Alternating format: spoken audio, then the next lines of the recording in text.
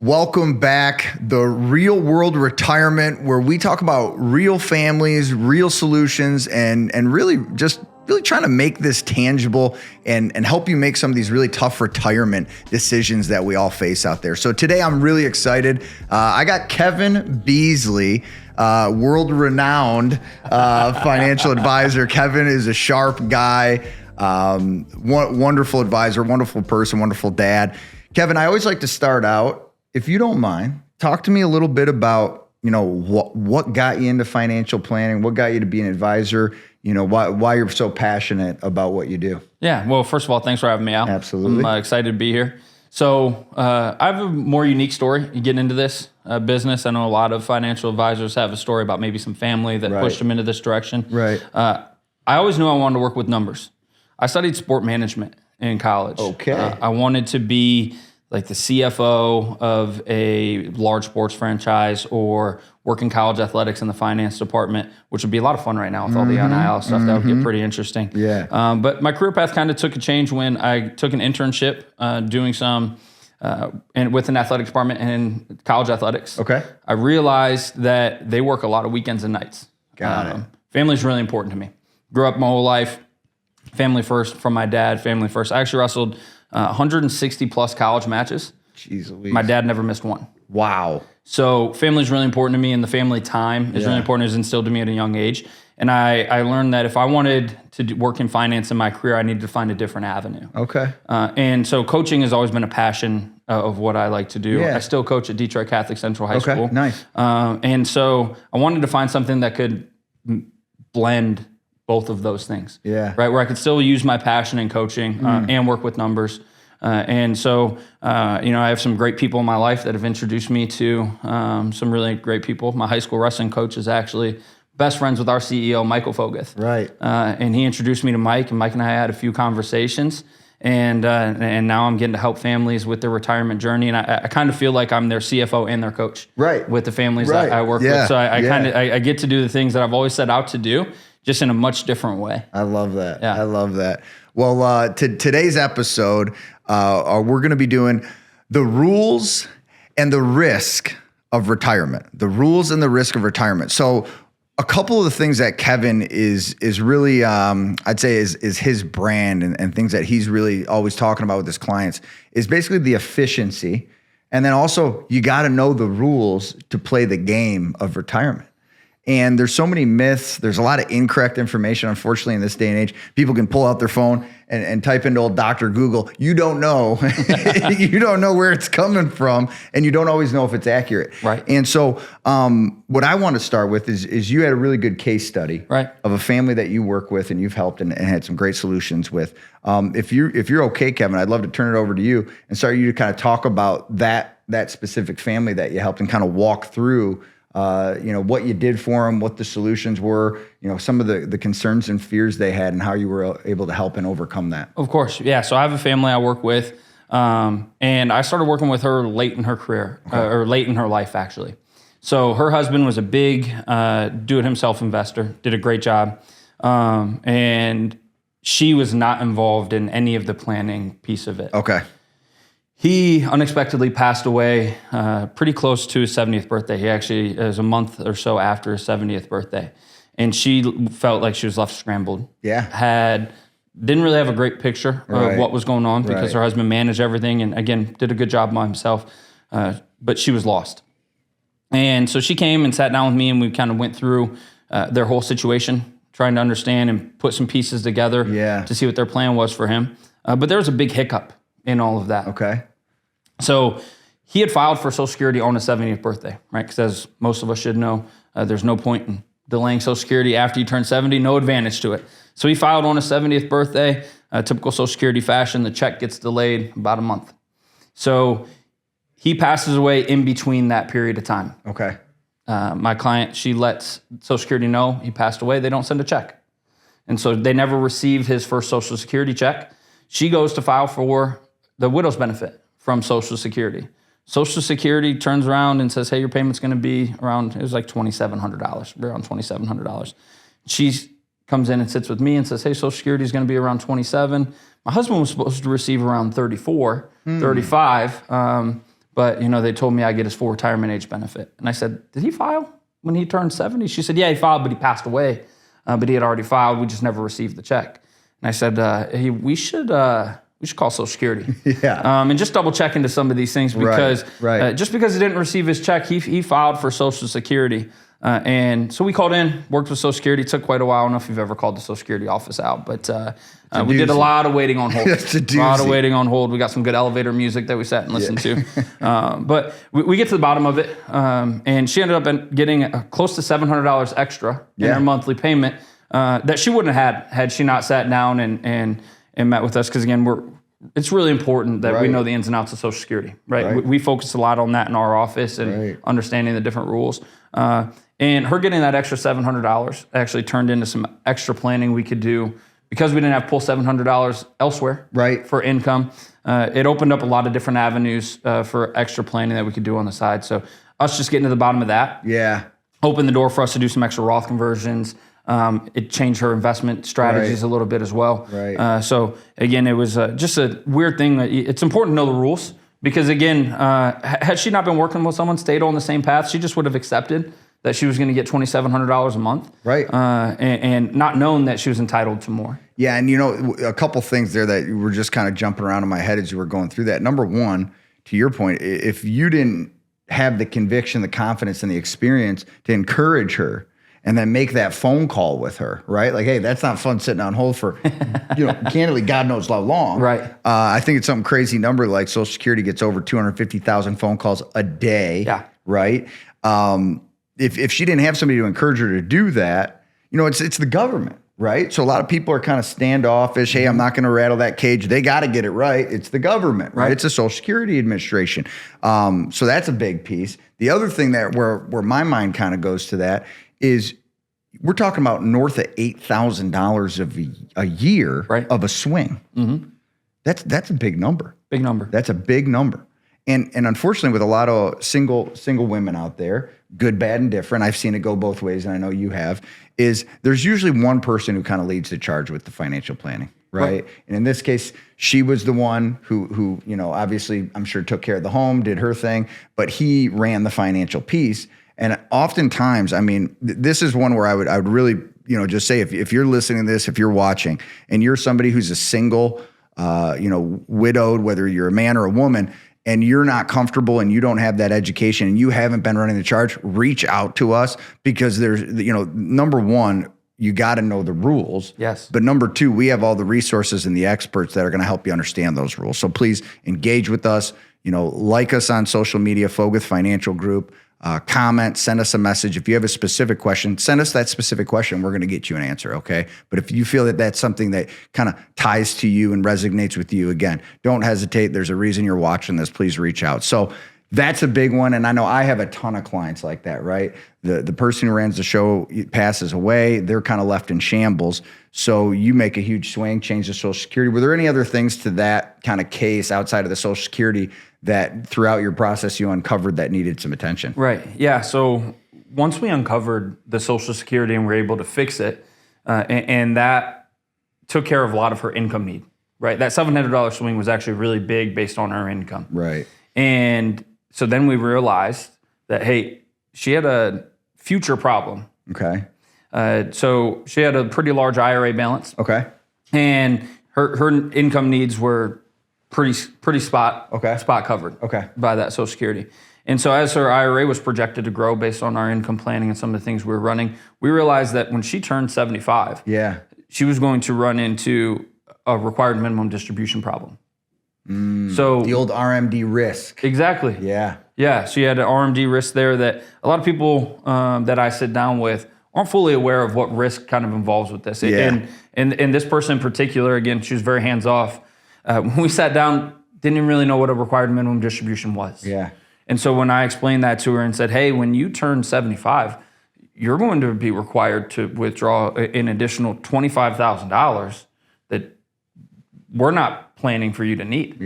And she was pretty shocked by that. And I say it's a good problem to have, right? The blessing and the curse. Right. You and your husband did a great job of saving money. Right. It's not a bad thing. Right. Good problem to have, but a problem nonetheless. Yes. Right. Because she was a single filer now, And that extra $25,000, that was going to push her tax bracket significantly higher. And so we started doing some things now to avoid those problems when she turns age 75. So we're moving money from IRA to Roth, paying the taxes now, and doing it a little bit more efficiently rather than being forced to take the money out later on. Okay. And if you don't mind, Kevin, just because I know there's people out there who, required minimum distribution, RMD, what are you talking about? You have to take money out at 75. Can you just kind of walk through the audience a little bit through like what an RMD is, some of those rules, right, and how to navigate those waters? Yeah, and it's okay if you're confused right now because the U.S. government has changed they've moved the field goal post on us a couple times. Yeah, right. Yes, so they have. Yes, they have. Let's kind of take it back. But pre-2020, required minimum distribution age was age 70 and a half. So you have a traditional IRA, 401k, 403b, right? Any pre-tax retirement account. Right. Pre-2020. Age 70 and a half, you have to start taking out a certain percentage out of those accounts. Yep. 2020, they moved the goalpost on us. They say, hey, if you are not required minimum distribution age yet, if you're not already 70 and a half, we're going to make it age 72. We're going to move it back on. Secure Act, right? Yes. Yeah. Secure Act. That passed, became law 2020, moved the field goalpost on us, age 72 now. So they say, hey, we're going to let you wait a few years. People are nice living guys. longer. Right. Yeah, people are living longer. We're going to push it back a little bit. Then Secure Act 2.0 passes, comes law in January 2023, and that's where it gets a little dicey. So if you're born between 51 and 59, okay, age 73 is your new required minimum distribution age. If you're born 1960 or later, they pushed it to age 75. Right. And actually, when I say 59, there's an asterisk on 59. Yeah. There's an asterisk. So if you are born in 1959, you have to take a required minimum distribution when you're age 73, not when you're 74, and then again when you're 75. The rules get really confusing. Correct. Inside of there. Right. And then they also moved the penalties. So there are penalties if you don't take it on time. Right. So if you don't take a required minimum distribution on time, starting now after the Secure Act passed, Secure Act 2.0, it's a 25% penalty for whatever you don't take out. So let's say required minimum distribution is $10,000 and you don't take it out on time, you have a 25% penalty. So you have to take $10,000 out, pay taxes on it, and then pay an additional $2,500 to the IRS for not doing it. Now, they do lower it. If you correct that within 10 years, there's still a 10% penalty. But that's still $1,000 that you owe the government just because you didn't know the rules. Right, and that's only if it's 10 grand. Right, exactly. Right. And so, I mean, I've seen RMDs that are significantly higher. Yeah. And so again, if you don't do it right, it can be a pretty costly penalty. Absolutely. And thank you for explaining that because I obviously see it on a daily basis. Right. But those RMDs, man, they're confusing. People don't understand that also that percentage goes up every single year. Every single year. So like a lot of the times when we talk about these blanket rules, the 4% rule, right? Everybody's at 4% rule. Right. That 4% rule gets a bullet put in its head. By the time you're 70, depending on when your RMD starts, but about 4 years into it, now you're at 4.25. Okay, it's not a big deal, but now you're 81 and it's 5.15% you're forced to take out. And just so everybody knows out there, the 4% rule, what I'm referring to is a lot of, the cooler talk, right? Yeah. The guy at work, you just got to take out 4% every year because hypothetically you should have more gains than 4%. So you're hypothetically never, jumping into your principal. Right. Yeah. The 4% rule is, hey, if you withdraw at a rate of 4% or less, yes, you'll never run out of money. Right. It's a great general rule of thumb. Right. A lot of variables that come into play. But a great general rule of thumb. Absolutely. And so 90% of the people I sit down with, 90% of their investable net worth is in these qualified accounts that have required minimum distributions. Well, Kevin, why is that? Well, most people are getting free money to invest in these type of accounts, right? You have your 401k where you put a certain percentage of your salary away, your employer matches a certain percent of your salary, right? And so a lot of people save in this vehicle because it's the easiest way. It's also the easiest thing to put on repeat, right? You don't have to see the money, right? Every 2 weeks, you just get to invest inside of a retirement account and you're saving on repeat. So 90% of your net worth, investable net worth, I should say, is inside of these accounts, right? And then maybe you don't need a large portion of this when you retire and you're living off of, or you have your retirement income coming in. And so so then you hit age 80 and you're withdrawing at a rate of 4.95% on 90% of your net worth. You're a percent higher than the 4% rule. Right. So now what happened to that 4% rule? Right. And so, yeah, a lot of these things come into play. And so just knowing the rules can help you be a little bit more efficient when it comes to retirement income. And like one of my favorite things, oftentimes I'll call you and say, hey, Kevin, what's the rule on this? What's the rule on this? And I call you the king of the rules, right? Yeah. But it's funny. One other thing on the RMD, oftentimes I'll sit down with a family. And, that first time we're getting to know somebody, a client might have referred somebody to them, somebody reaches out from the public and says, hey, I'd love to talk to you. That first meeting, we're really just getting to know them, right? Getting to hey, what are your goals? What are the things you're worried about? How much money do you need a month? What are your investments? All that good stuff. Right. And real quick, I can figure out who's got an RMD issue, right? Oh, yeah. They got their IRA, but then all of a sudden I'm looking at their bank and it's got $300,000 in it or $250,000. I'm like, is this earmarked for some property or, an event, it's a project around the house? No, Alex, I'm getting forced to take money out of my IRA and I'm not confident enough to invest it. And so it sits in the bank or a checking account and it just sits there and it accumulates year over year over year. And so really quick, us as advisors, we can spot that from a mile away. Of course, you're going to verify, but that's the type of scenario that Kevin's talking about. You get forced to take money out you don't need. It potentially raises your tax bracket from an income standpoint, potentially raises your Medicare premiums over time. Right. And then all of a sudden now you're leaving a qualified plan, some type of tax deal, right? Whether it's tax deferred or tax free in a Roth, which is another conversation. And now you're forced to put it into a non-qualified account where you pay capital gains on all your profits. Right. So now there's another element thrown into the tax picture. Starts becoming inefficient. Yes. Really fast. And so you're saying your solution to that problem, and I'm sure this was the first of many steps, but your first was to say, hey, let's take this IRA, right? We're gonna take money out, pay the tax today, and we're gonna convert it to a Roth IRA. Correct. Can you kind of just walk through? Again, if we're preaching to the choir, I apologize, but there's a lot of folks out there who don't really understand the Roth. Yeah. Can you just kind of walk through some of the rules and the basics of the Roth IRA? Right. So let's kind of best understand the qualified plan, so that way we can understand the qualified Roth piece of it. So qualified plan, when you have your 401k, they cut your paycheck. They take the contribution out of your paycheck and put it into your 401k. Right. And then they tax your paycheck. So for your traditional IRAs or traditional 401ks, the money that goes into that 401k never been taxed. Right. And then you buy a certain investment inside of the 401k and then you sell that investment and buy a new investment. You're never taxed on any of the growth. Then when you retire, you start pulling income, all taxed at your ordinary income rate. So that's how qualified works. How a Roth works. Let's say you have a Roth 401k or a Roth IRA. How that works, they cut your paycheck. This time they tax your paycheck first. Then they take that contribution, put it into a Roth IRA. So now that investment piece, the money that went into the investment, has already been taxed. Yes. They've already taxed the money. And then you buy an investment. That investment grows. You sell that investment. You don't pay taxes. Buy a new investment. That investment grows. You retire. You start pulling money out of the Roth IRA. Both your principal, because you already paid taxes on it, but also the growth, tax-free to you. You don't pay taxes on it. Important piece to this, right? Because we talked a little bit about Social Security. Also does not affect how your Social Security is taxed, right? And that's a whole different conversation, and we could probably talk for hours on that as well. But a lot of efficiencies come from that Roth IRA outside of just not being taxable as in a withdrawal standpoint. Right. Yeah. And so not only it's not taxable and tax-free on the withdrawal when you're using it from income, it's tax-free on the growth of the account. Correct. And then obviously, worst case scenario, you pass away, it's handed down to your family members or your beneficiaries tax-free as well. Tax-free. Yeah. Right. And so some rules that go along with that, right? And I think it's important. You pass away, right? And kids inherit it. Your Roth, tax-free to those kids. Now, they still do have to follow the 10-year rule that came out with the original Secure Act. Okay. So when you pass away and you inherit these different accounts, traditional IRAs, you have 10 years to take all of this money out. Now, you're supposed to have a required minimum distribution, even if you're not required minimum distribution age.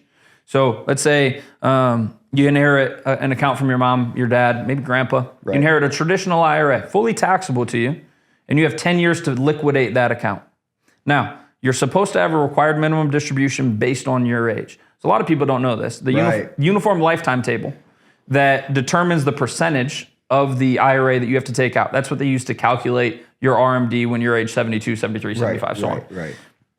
every age has a number assigned to it. So even 0 to 115 has a number assigned to it. So no matter how old you are, you inherit an IRA, you have a number for required minimum distribution you're supposed to take. Correct. Now, you have 10 years to fully liquidate that account. The number you have to take out as required minimum distribution significantly lower than liquidating that account in 10 years. Exactly. IRS also waived those for the last 4 years. So you haven't actually had to take a required minimum distribution. Yes. Each year they waive it. They say, hey, next year, we promise you're going to be required to take this required minimum distribution. Right. And then they keep kicking that can down the road. Yeah. But Roth IRAs, even though they're not taxable, it's a very tax advantage account if you inherit it. Absolutely. Still have to liquidate that account inside of 10 years. Yes. So it is important to know that they don't fully get tax-free benefit, but they do get it for 10 years and then they can liquidate that account. Do you find there's any like specific myths around some of these rules that you've heard are like, oh no, that's just blatantly incorrect, right? And like the first one that comes to my mind, and like whether it's about RMDs, or Roths, IRAs, whatever it is, because I know, again, you're the king of the rules, specifically like the Roth conversions. Yeah. Like I know there's some around Roth conversions, because the one that came to my mind is like when we talk about Social Security, people are always like, well, no, Alex, it's your highest 10 years of working, right? I'm like, no. 35 years. Right. It's your highest 35 years they're taking into that formula. Right. Like that's the first one that came to my head. Are there any rules that you see people often get wrong? Again, RMDs, Roth conversions, any of these things we're kind of discussing today? Yeah, a couple of different things. And it's going to be in individual situations. One that's across the board. I think I've had maybe 30 people that have said this to me, which is pretty crazy. So required minimum distributions, taxable as ordinary income. Right. 100% ordinary income. It's not long-term capital gains because you've held the investment for a long period of time. Ordinary income. So whatever tax bracket you're in when you have to take required minimum distributions, you're going to pay ordinary income tax on that required minimum distribution. Right. There's only one way to avoid ordinary income tax on a required minimum distribution. That's through a qualified charitable distribution. That's it. And so for those that don't know what a qualified charitable distribution is, you send a donation. So it has to be to a registered charitable organization. You send a donation directly from your IRA to that charitable organization. You can't take ownership of it. Got it. So it can't go from your required minimum distribution age. Alex Pushman can't take the withdrawal and then send it has to go directly from your IRA to the charitable organization. Not a taxable event, counts towards your required minimum distribution. And that's really the only one to basically turn a taxable event into a deduction. Exactly right. Right. Okay. Exactly right. But all required minimum distributions, taxable as ordinary income. That's one I see quite a bit. Okay. They're like, oh, it's long-term capital gains. I've had this account for 30 years. No, not how it works. I'm sorry. Unfortunately, it's ordinary income. Unfortunately, it's ordinary income, right? Because historically, to your point, long-term capital gains is usually lower than income most of the time. Yeah, more times than not. Yeah. The other one that kind of, as you talk about this, is, you know what? I don't want to do a Roth conversion because I will be in a lower tax bracket in retirement. More times than not, I've been doing this a while. That is a myth. Correct. More times than not. Great point. I see it a lot. Now, again, this is going to vary, right? There are some people that are very high income earners that don't actually spend a lot of money. Right. And they are in a lower tax bracket in retirement. Right. But a lot of times, a lot of families that I sit down with, unfortunately, it's just not the case.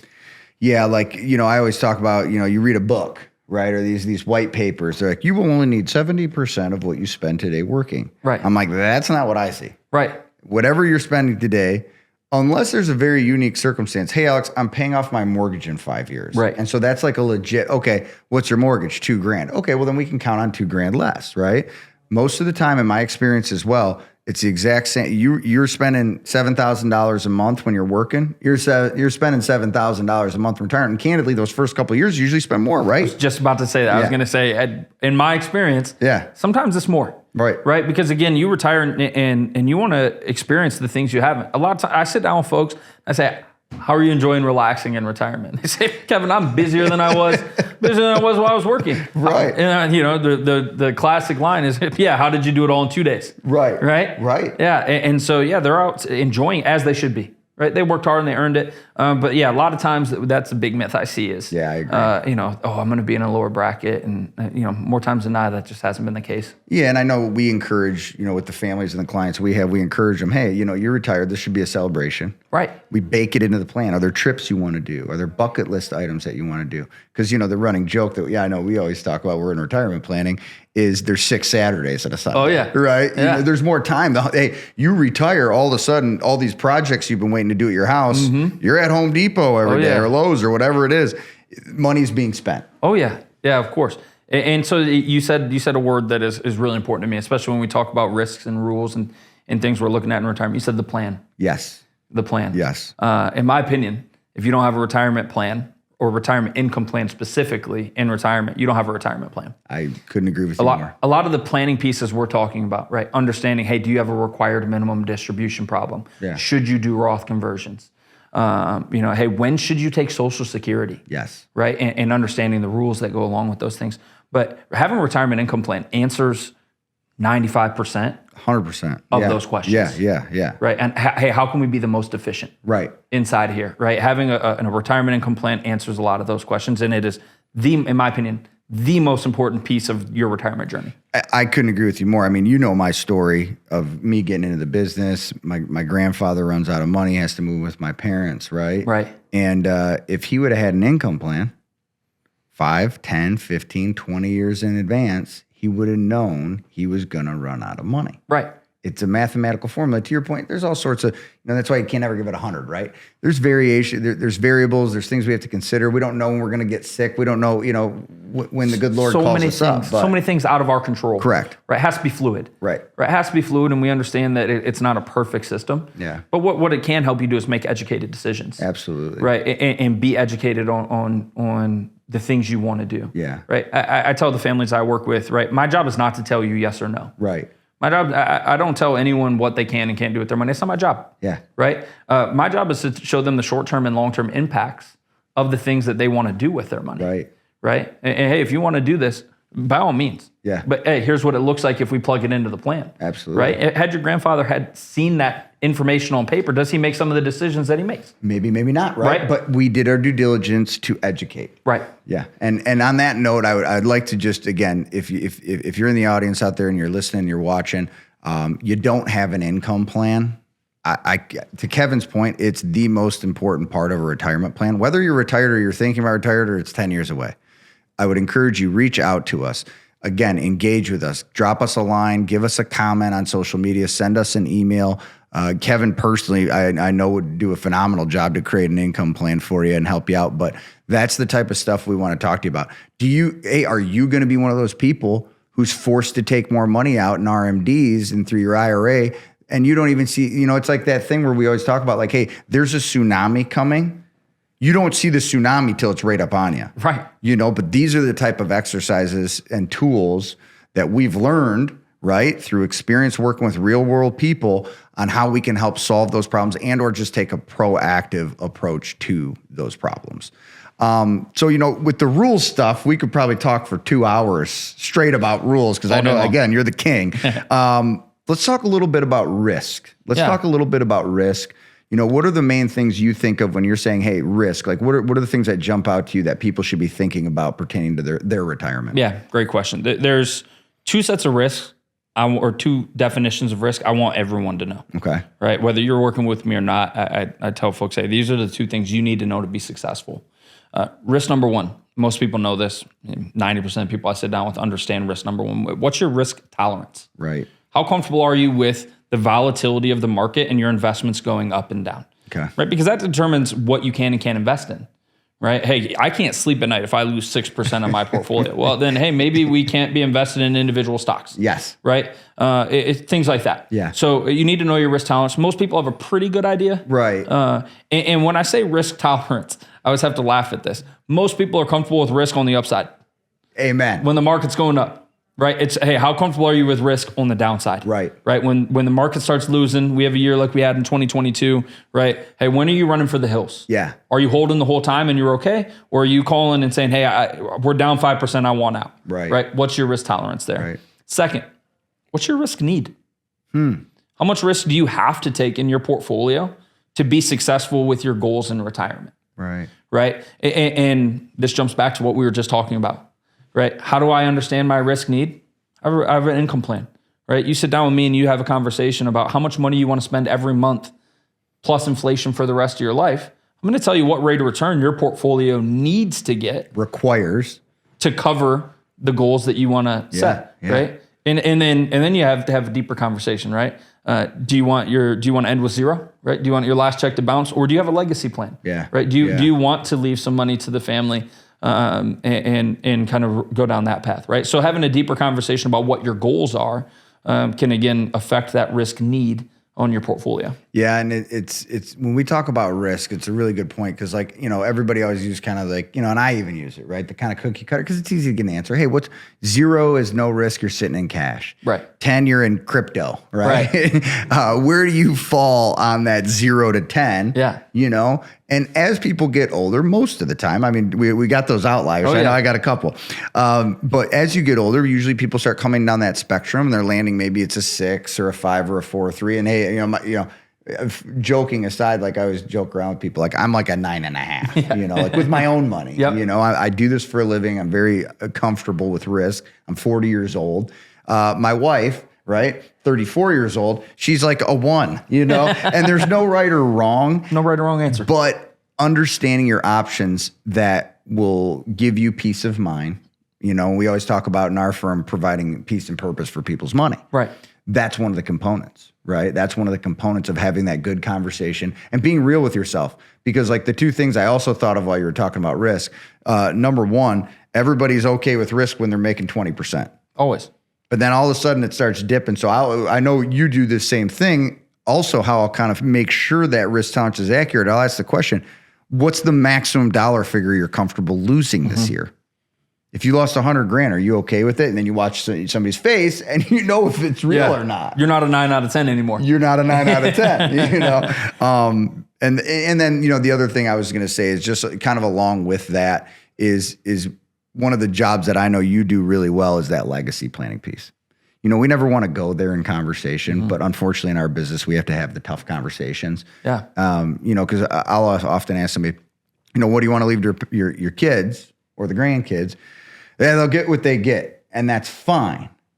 But here's a better question. Would you prefer they get most of it, or would you prefer the IRS gets a bigger cut? Right. Because these are the decisions we need to make now today to influence that type of ratio. Exactly right. Yeah. Right. So once we understand your risk tolerance and your risk need, right, then we can start to look at the other risks that your portfolio has. Yeah. Right. So that we build the income plan. We look at, okay, here's how much risk you need to take, right? Maybe it's only 3.5% is what gets you to accomplish your goals, right? So then we can talk about the different investments and so on and so forth, and that's pretty fine. But then we can start evaluating some of the other risks, right? We look at, your withdrawal rate is X, right? And at age 75, you only need $30,000 off of your portfolio. Then I flip to the next page of my income plan, and it says your required minimum distribution at age 75 is $86,000. Yep. But wait, now these don't line up. Yeah. You only have to take $30,000 out of your investments, but this tells me you're required to take out 86. That's a problem. Doesn't line up, right? Now that's a risk. Now your risk, you have an RMD risk. Yes. Right? Yes. So is your RMD going to be detrimental to your portfolio by causing tax problems, causing Medicare cost problems, right? I mean, and then they start to add up. It's a snowball. Snowball, right? Little things like that, they start to add up, right? This is a different analogy, but when I'm talking to my clients about saving money on taxes, there's not a magic pill. Right. To hey, you do one thing right, you save tens of thousands of dollars, right? It's a lot of little things. It's death by a million cuts. Yeah. Right? You do 10, 15, 20 things right for your taxes, and that's when you really start to save money. Yeah. Right? It's the same thing in building an investment plan, right? It's not like, hey, we just build an income plan and all of a sudden you're okay, right? Oh, you're set. No, it's, hey, the income plan now shows us, hey, okay, now what risks face you in retirement, and now we have to start doing little things right to make sure that we can accomplish your goals. Yeah, and on that front, if this is kind of jumping out to you as you listen to this or watch this, what Kevin's really talking about is the same thing we all kind of talk about. good, comprehensive, independent fiduciaries are going to do very similar things. We're going to have income plans. We're going to have investment plans. We're going to have tax plans. We're going to have legacy plans. We're going to have Social Security plans. We're going to have plans on plans on plans. But my point is, if you don't have these things, hey, are you taking too much risk with your investments? Again, these are the conversations we want to have with you. Our expectation isn't always, hey, we're your guy or your gal, right? The expectation is our goal, and I know, Kevin, you're one of the best at this. We're going to educate you, and we're going to help you understand your options. You said it earlier. My job's not to tell you yes or no. You know, it's to educate you and help you make an informed choice. Right. Whether I build a plan for someone and they decide to work with me or not, I want them to understand the risks that go along with the decisions they're making. Right. Whether good or bad or indifferent. Right. So when I'm working with someone, we're going to cover these things, and you're going to leave with at the very least, you're going to leave with the knowledge. About that, right? And that's the most important thing to me when I'm sitting down and meeting with folks. So you've been throwing a lot of good stuff out here. Would you say there's any other rules or risk that you think would be just kind of good things to throw a nugget or a tip out there for people to think about who are listening in? Yeah, it's a really good question. You know, I always lean back on Social Security when it comes to rules, right? And I don't know if it's so much rules exactly. But understanding your options and I guess the rules that go along with those options, because the list is so long on those things, and we could do probably another hour on just this alone. But just some quick ones, right? Here's the rules. Social Security window opens at 62, it closes at 70, right? So you have that 8-year window to elect for Social Security. And there's a lot of different options you have inside of there, right? Isn't it something like you can there's 529 ways or something, 527 or something? I know like that if you combine married, filing jointly, single, widows, disability, and you look at everything, I know it's over 500 different ways to file for Social Security. Which is mind-bending. Yeah, married, filing jointly, it's 80. Just for a couple, 80 different ways. I mean, think about that, right? And that's with both people still alive and married. I mean, so a lot of different things open up. But understanding your options, right? So when I talk about married filing jointly, and I try not to look at Social Security in a silo. A lot of people will look at Social Security in a silo and say, hey, how do I maximize my individual Social Security? Or hey, how do I make sure I get the most out of Social Security? When you look at a family, sometimes there's a significantly higher income earner than the other. You want to look at, hey, how do we maximize Social Security for the family? And you need to know the rules that go along with that, right? So at full retirement age, let's say your full retirement age is 67. Right? Full retirement age is age 67, and maybe you stayed home with the kids while your spouse worked, right? You're actually entitled to 50% of your spouse's Social Security benefit at your full retirement age. Now, this is where people get a little confused. That's only at your full retirement age. If you elect Social Security at age 62, and you're getting the spousal, it's only like 32.5% of your spouse's full retirement age. Something like 70% of the 50 or something like that. Right? It's about 32.5% of 50%. So or of the full retirement age benefit. Right. So you need to know those rules. A lot of people think, hey, I'll get half. I just turn it on. Well, because you look it up or you hear people talk about these things, and they're like, oh, spousal benefit is 50%. Yeah, at a certain age. Correct. And they don't know that. And you know, you type it into Dr. Google or Chat GPT, it's not going to give you that detail of your unique situation. Hey, the spousal benefit is 50%. Right. Hey, also, the higher income earning spouse also has to be on Social Security for you to get the spousal benefit. It has to be turned on, right? So they have to be receiving Social Security and turned on Social Security for you to receive the spousal benefit. So little things like that, right? Yeah, that's good. Those are important. So just like that's a quick rule. That's really important for me. And Social Security is such a big piece. Yeah, it is. And there's so many different ins and outs of those rules. Like I said, if we could do an hour extra long on this. And that's something I know that's important to you. It's important to me. Our firm is having the ability and understanding those rules, because it's some crazy statistic. I think last time I looked at it was right in the neighborhood of, somewhere in the neighborhood of like 60 to 64%, somewhere in there is 60 to 64% of the income in retirement comes from Social Security for the majority of Americans. That's more than half your income in retirement. You want to get it right. Big decision, and you don't get do-overs. No do-overs. No do-overs, you know? Technically. One and a half. Yeah, I call it 1.5 do-overs, right? So yeah, let's dive into that. Yeah. Right, 1.5 do-overs. Hey, you're listening to this. You turned on Social Security less than 12 months ago, and you're like, hey, I don't know if I made the right decision. Yeah. Right? You take that 12 months, within 12 months, you can actually turn it off. Say, hey, I screwed up. I need to rethink about this. You do have to pay all the money back. So if within the first 12 months you turned on Social Security, you pay all the money back, it's like you never took it. Yep. Second do-over, 0.5 do-over.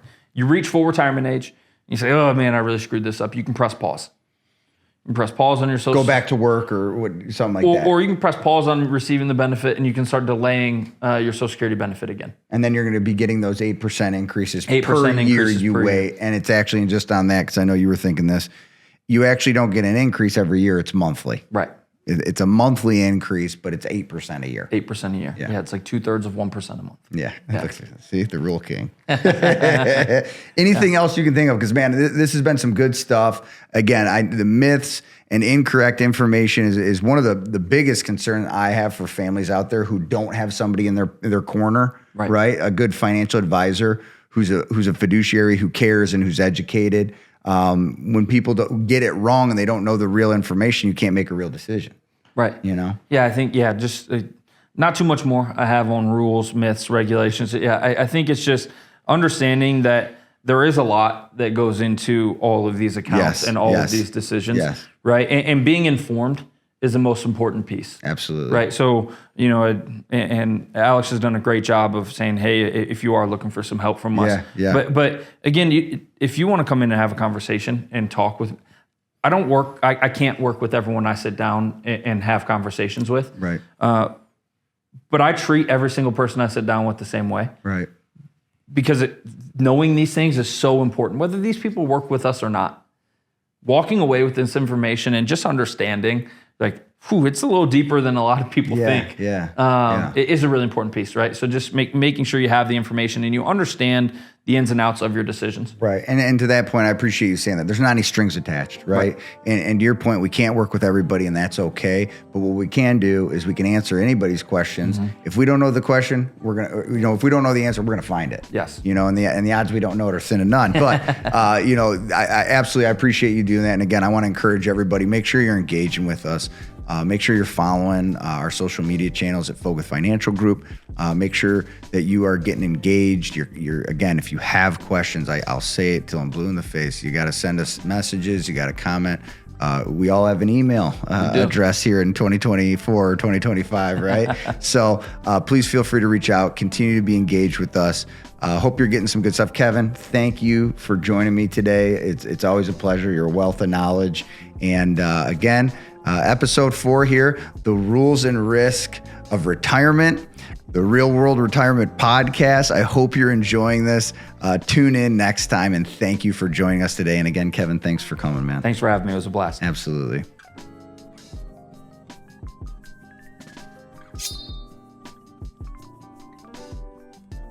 Advisory services provided by Foguth Wealth Management LLC, an SEC registered investment advisor. For additional information, visit advisorinfo.sec.gov and search 327-434.